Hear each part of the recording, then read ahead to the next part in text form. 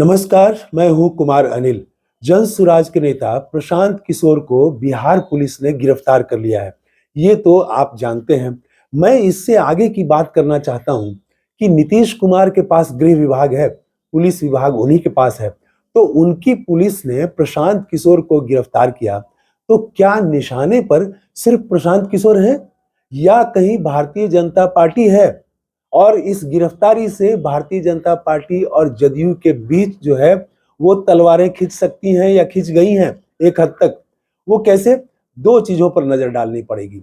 पहली तो ये कि गिरफ्तारी के बाद जो बयान आए हैं विभिन्न दलों के, उस पर एक नजर डालिए। थोड़ी देर पहले जनता दल यू और राजद दोनों की प्रेस विज्ञप्ति आई। जनता दल यू की तरफ से उनके राष्ट्रीय प्रवक्ता राजीव रंजन ने कहा कि प्रशांत किशोर की गिरफ्तारी ठीक हुई है, ये होना चाहिए था, ये उचित है। वो गैर कानूनी ढंग से वहां पर अनशन पर बैठे हुए थे और उन्होंने कहना नहीं माना, उनकी गिरफ्तारी हुई, वो सही हुआ। देखिए, लेकिन भारतीय जनता पार्टी ने ऐसा कोई बयान नहीं दिया कि प्रशांत किशोर की गिरफ्तारी सही है। और इधर राजद राजद का तो माना जा सकता है कि भाई राजद तो प्रशांत किशोर के खिलाफ ही बोलेगा। तो प्रशांत किशोर पर उसने कहा कि ये भाजपा के फंड से गाइड हो रहे हैं और उनका वैनिटी वैन भी किसने दिया है, भाजपा के किस नेता ने, ये जाहिर हो गया है। शक्ति सिंह यादव उनके मुख्य प्रवक्ता हैं, उन्होंने आज प्रेस कॉन्फ्रेंस करके ये बात कही। लेकिन नोट करने वाली बात ये है यहाँ पर कि जदयू ने कहा कि गिरफ्तारी सही है, लेकिन भाजपा ने इस पर, कोई उनका बड़ा नेता इस पर कोई बयान नहीं आया है कि गिरफ्तारी सही है। एक तो पॉइंट ये। दूसरा पॉइंट ये कि आप याद करिए दो चीजों को। एक तो कि अमित शाह ने एक बार कहा था नीतीश कुमार को, और ये ऑन रिकॉर्ड है, खुद नीतीश कुमार ने मीडिया के सामने ये बात कही है कि अमित शाह के कहने पर जनसुराज, आज जो जनसुराज है, उस समय वो चुनावी रणनीतिकार थे, प्रशांत किशोर, उनको जनता दल यू में शामिल किया अमित शाह के कहने पर और उनको राष्ट्रीय उपाध्यक्ष बनाया। वो पद नहीं था जदयू के भीतर, सेकंड मैन उनको बनाया अपने बाद। तो अमित शाह के कहने पर उनको बनाया गया। तो पुराना रिश्ता है। हाल में आप कह सकते हैं ये तो पुरानी बात हो गई, लेकिन अभी नई नई बात है।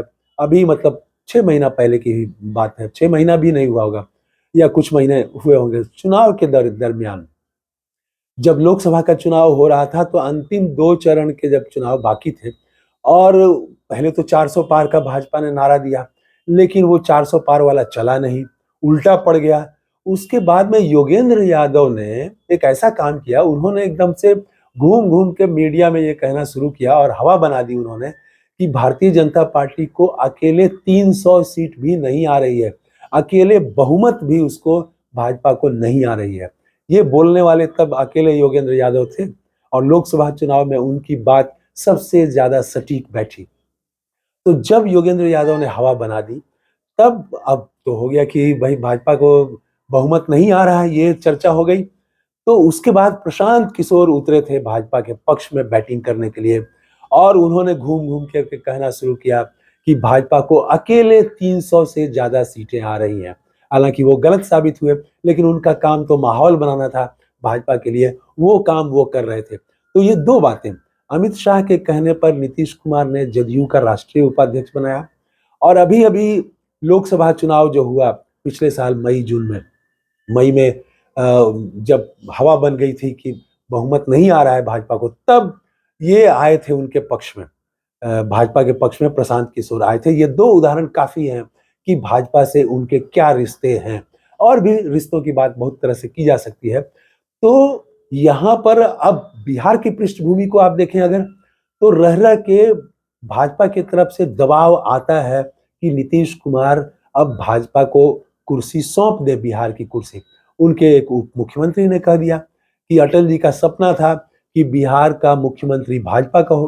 अब उसके बाद बवाल हो गया। तो ये एक दबाव बनाने की कोशिश हो रही है भाजपा की तरफ से कि नीतीश कुमार अब पिछली सीट पर चले जाएं, ड्राइविंग सीट जो है वो भाजपा को दे दें, मुख्यमंत्री की कुर्सी भाजपा को दे दें। तो ये जो दबाव बनाने की कोशिश हो रही है, उस दबाव की ये काट भी हो सकती है प्रशांत किशोर की गिरफ्तारी। और गिरफ्तारी करके भाजपा को संदेश देने की कोशिश की गई है कि आप जो ये खेल करने की कोशिश कर रहे हैं प्रशांत किशोर के जरिए, वो हम नहीं होने देंगे। तो एक आकलन ये भी हो सकता है कि नीतीश कुमार की पुलिस ने जो प्रशांत किशोर को गिरफ्तार किया है, तो निशाने पर प्रशांत किशोर नहीं, कई बार आंखें धोखा खा जाती हैं।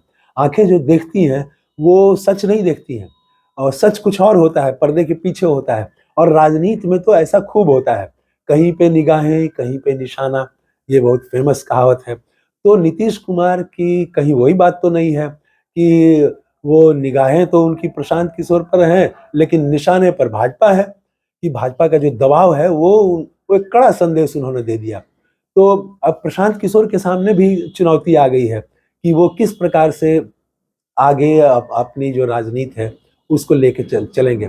लेकिन ये जो घटना हुई है प्रशांत किशोर की गिरफ्तारी, ये सिर्फ प्रशांत किशोर और नीतीश कुमार के बीच के रिश्ते की ही बात नहीं है, बल्कि ये जो है नीतीश कुमार और भाजपा के बीच के रिश्ते में भी दरार को और ये चौड़ा करेगा।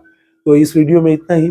आपको क्या लगता है कि प्रशांत किशोर की गिरफ्तारी सिर्फ प्रशांत किशोर की गिरफ्तारी है या उसमें कोई पॉलिटिकल मैसेज है? तो कमेंट करके बताइएगा। थैंक यू, धन्यवाद, जय हिंद।